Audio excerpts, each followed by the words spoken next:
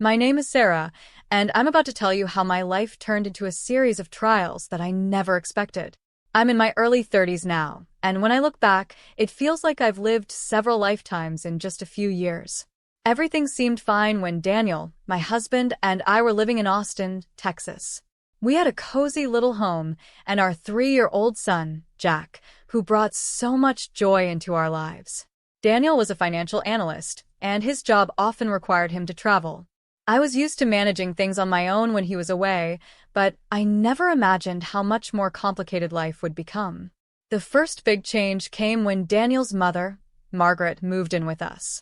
Margaret was 65 and had just lost her husband, Daniel's father. Her health wasn't great either. She had arthritis and struggled to live alone.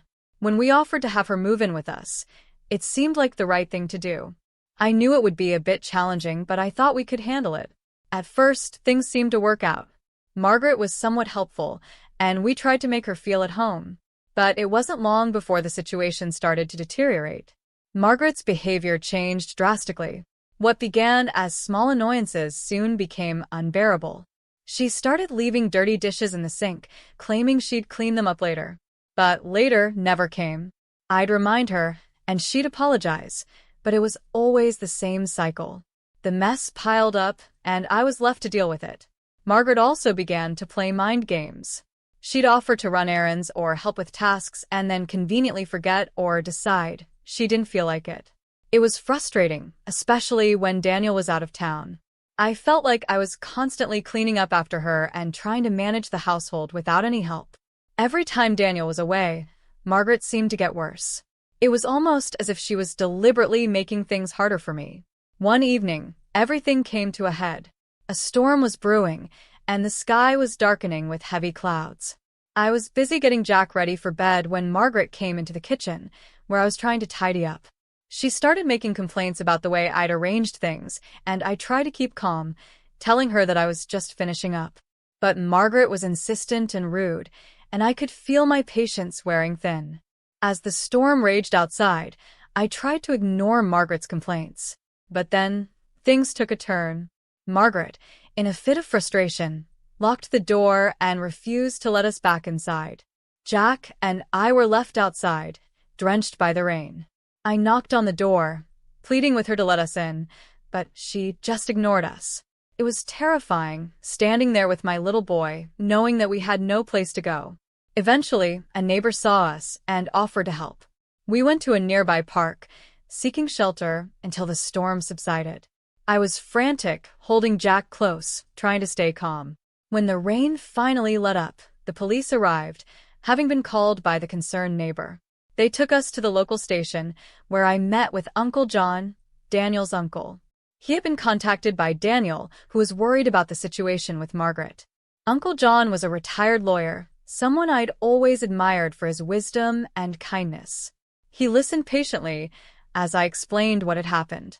He told me that Daniel had been concerned about Margaret's behavior, and that's why he reached out for help. Hearing that Daniel had noticed the problems was a small comfort, but it didn't change the fact that we were in a mess. At the station, Margaret was defensive and dismissive. When Uncle John suggested that I seek legal advice, I felt overwhelmed. I didn't know what to do next. I didn't want to cause trouble or make things worse, but it was clear that something had to change. I was exhausted and heartbroken, not just from the night's events but from the months of escalating tension. The thought of having to deal with this situation alone while Daniel was away was almost too much to bear. This night was just the beginning of what would become a long and difficult journey. The storm outside was nothing compared to the storm brewing within our family, and I had no idea what the future held. But one thing was clear: I had to find a way to navigate this chaos and protect my family, even if it meant making hard choices and seeking help I never thought I'd need. After that stormy night, things didn't get any easier. The days that followed were a blur of stress and uncertainty. Uncle John, who had been so kind to help us, gave me a piece of advice I wasn't sure I wanted to hear. I needed to consider legal action to address Margaret's behavior. I felt torn. On one hand, I knew things couldn't continue as they were. On the other hand, taking legal steps against Daniel's mother felt like a betrayal. Back in Austin, The atmosphere in the house was tense. Margaret's attitude remained as difficult as ever. She acted as though nothing had happened, but her passive-aggressive behavior was undeniable. The dirty dishes piled up, and every day seemed to bring new issues. Sometimes it felt like I was living with a ticking time bomb. Her mood swings were unpredictable, and I was constantly on edge, trying to manage everything and keep Jack shielded from the growing conflict. Daniel, who was stationed in New York at the time, called regularly to check in. I would fill him in on the daily struggles, but his calls always seemed to end in frustration. He wanted to fix things but was stuck in a different city, unable to do much beyond offer moral support. I could tell he was feeling the strain, and it was clear that his job was creating a chasm between us. One evening, while Daniel was still away, Margaret pushed me to the brink. She made a mess in the kitchen, and then sat in the living room, watching TV loudly, completely indifferent to the noise. I had Jack trying to sleep in the next room, and the noise made it impossible for him to settle down. I asked Margaret to lower the volume, and she responded with a curt, "I'm watching my program." It was clear she wasn't going to cooperate. I tried to stay calm and waited until Jack was asleep before confronting her. I told Margaret that her behavior was making things very difficult for me and asked if she could be a bit more considerate. Instead of acknowledging my concerns, she became defensive and accused me of being ungrateful. It was as though she was intentionally trying to create conflict. That's when I realized that Margaret wasn't just difficult. She was deliberately antagonistic. The realization hit me hard. I had been hoping that things would improve, but they seemed to be getting worse. I decided it was time to take Uncle John's advice seriously.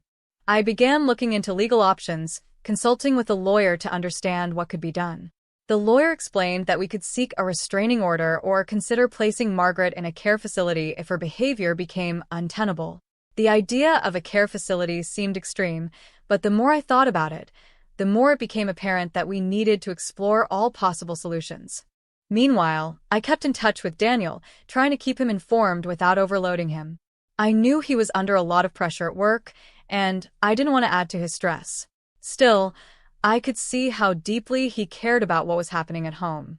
One night, he broke down during a call, admitting that he felt helpless. It was hard to hear him like that, knowing I was dealing with so much on my own. To make matters worse, Margaret started making comments about Daniel's job, accusing him of abandoning her. She knew that he had to travel for work, but she used it as a weapon to make me feel guilty. It was an ugly tactic, and it wore me down. Each day felt like a new battle, and I was growing more exhausted and isolated. The turning point came when Daniel decided to return to Austin for a few days to address the situation. He wanted to see things for himself and help in any way he could. I was hopeful that his presence would bring some relief, but I was also anxious about how it would play out. When Daniel arrived, the tension in the house was palpable. I showed him the mounting problems with Margaret, from the unwashed dishes to the passive-aggressive comments. Daniel listened, but Margaret was in denial. She insisted that she was being treated unfairly and that I was exaggerating the issues. To provide Daniel with a clearer picture, I decided to record one of Margaret's outbursts. I knew it was a risky move, but I needed evidence of the verbal abuse that had become a regular occurrence. I hoped that hearing it for himself would help Daniel understand the gravity of the situation.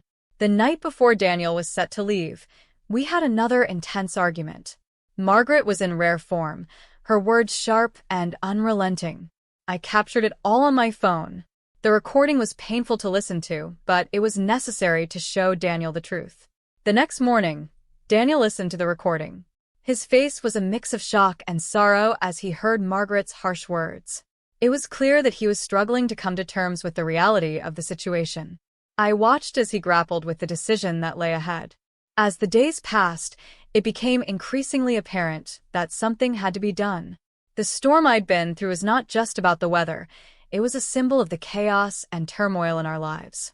And as much as I hoped for things to get better on their own, I knew that we needed to take decisive action to reclaim our lives and our home. With Daniel back in Austin and fully aware of the situation, things started to shift. The recording I had made was a turning point. It was difficult for Daniel to hear his mother's verbal abuse, but it was also necessary. He needed to understand the depth of Margaret's hostility to make informed decisions about her future. After listening to the recording, Daniel and I sat down to discuss our options. It was a heavy conversation, filled with a mix of sadness and frustration. We both knew that our family's future depended on the decisions we made in the coming days. I had no idea it was this bad, Daniel admitted, his voice tinged with regret. I should have been more involved. I just thought, I don't know, maybe things would get better on their own. I nodded, feeling a mix of relief and anger. I understand. It's been really hard to handle everything on my own. But now that you're here, we need to figure out what to do next. We talked through our options. The idea of placing Margaret in a care facility was one we had been trying to avoid, but it was becoming clear that it might be the only solution. Her behavior had become so unpredictable and aggressive that it was no longer safe or sustainable for us to continue living together. We decided to consult with a care facility in the area. I reached out to a few places, gathering information about their services and the types of care they offered. It was a daunting process, and I felt overwhelmed by the thought of making such a significant decision. Each facility visit felt like another step toward an uncertain future, but we had to keep moving forward. During this time, Margaret continued her defiant behavior. She was aware of our discussions and became even more combative. She accused us of plotting against her and tried to manipulate Daniel by playing the victim. It was emotionally draining to deal with her constant accusations and threats. One evening, Margaret cornered me in the kitchen. Her eyes were cold and calculating. "You think you can just get rid of me, don't you?" she said sharply. "You and Daniel are trying to push me out of my own son's home." I took a deep breath, trying to keep my composure. "Margaret, we're trying to find a solution that works for everyone. Your behavior has made it impossible for us to continue living together. We've looked into care facilities because it's become clear that we need help managing this situation." Her face twisted in anger. "You think you're so much better than me, don't you? I'm not some old woman you can just toss aside. I'm your family, too." I walked away, my heart pounding. It was painful to see her like this, but I knew that confronting her only escalated the situation. I needed to focus on what was best for Jack and for our family as a whole. As the days passed, Daniel and I continued to explore care facility options. We finally found one that seemed like a good fit, comfortable, with a staff that appeared compassionate and understanding. It wasn't a perfect solution, but it was the best option we had. We scheduled a visit to discuss Margaret's potential placement and to ensure the facility could meet her needs. Meanwhile, Daniel had to return to New York for work. It was a bittersweet departure. I felt a sense of relief that he would be back in his routine, but also a pang of anxiety about handling Margaret alone during his absence. We had set a date for Margaret's move to the care facility, and I was dreading the confrontation. The day of Margaret's move was one of the most challenging moments in the entire ordeal. She fought us every step of the way. Her resistance was intense, and it was clear she felt betrayed. Her anger was palpable as we packed her belongings and prepared for her departure. "I can't believe you're doing this to me," Margaret shouted as we loaded her things into the car. "You're tearing apart this family. How could you be so cruel?" I struggled to stay calm. "Margaret, this is not about cruelty. It's about finding a solution that ensures everyone's well-being. We can't continue living like this. You need professional help, and this facility will provide that." Daniel tried to reason with her, but Margaret was inconsolable. The emotional toll was immense.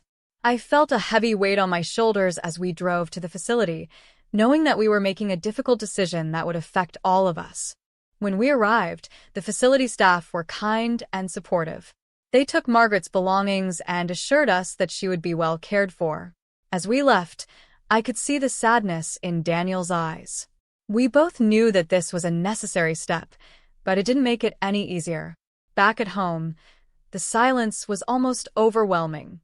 The house felt emptier, and the sense of relief was mixed with a deep sadness.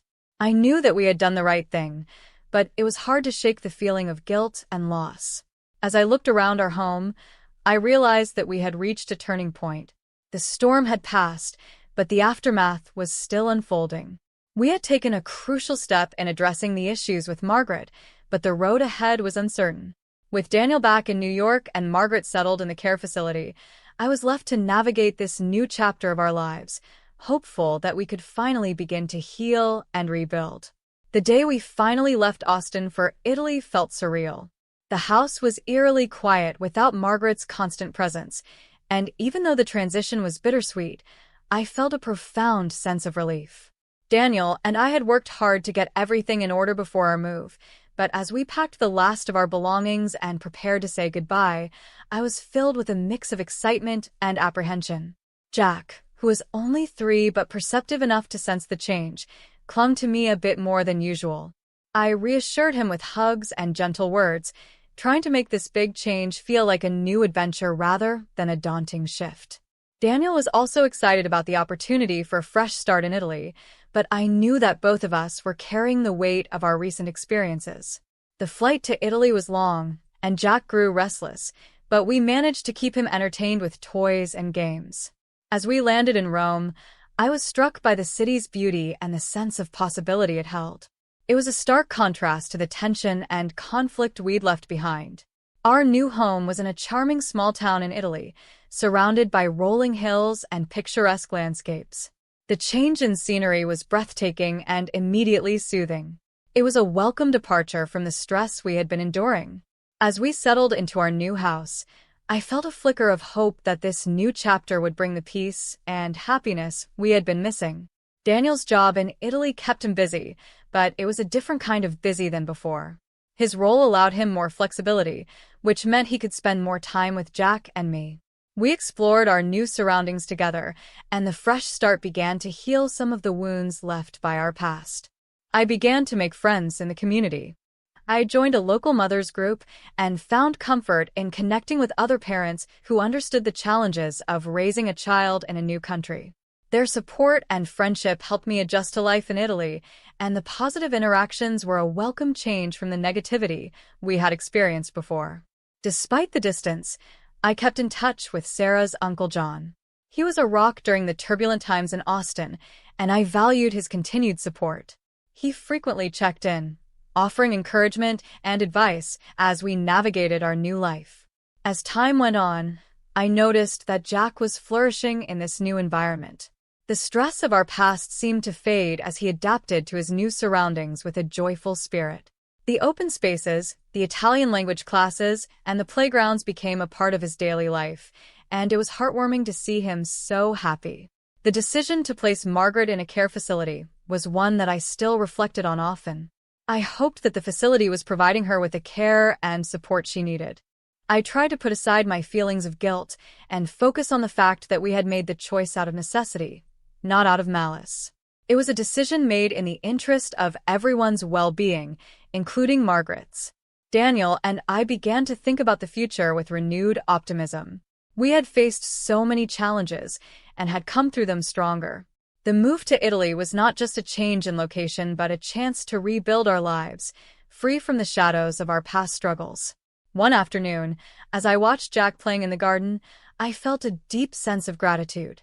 The sun shone brightly, and the air was filled with the sounds of laughter and the distant hum of Italian life. The tranquility of our new home was a balm for our souls. Daniel joined us, and we sat together, enjoying a simple meal on the patio. We talked about our hopes and dreams for the future, and for the first time in a long while, the conversation was filled with excitement rather than conflict. As we embraced this new chapter, I knew that the road ahead would not be without its challenges. But we had learned so much about ourselves and each other. We had set boundaries, made difficult decisions, and found strength in each other. The journey had been tough, but it had led us to a place where we could start anew. In the end, moving to Italy was more than just a change of scenery. It was a chance for a fresh start and a new beginning. The echoes of our past struggles were fading, replaced by the promise of a brighter future. With hope in our hearts and a renewed sense of purpose, we were ready to embrace whatever lay ahead, knowing that we had the strength and resilience to face it together.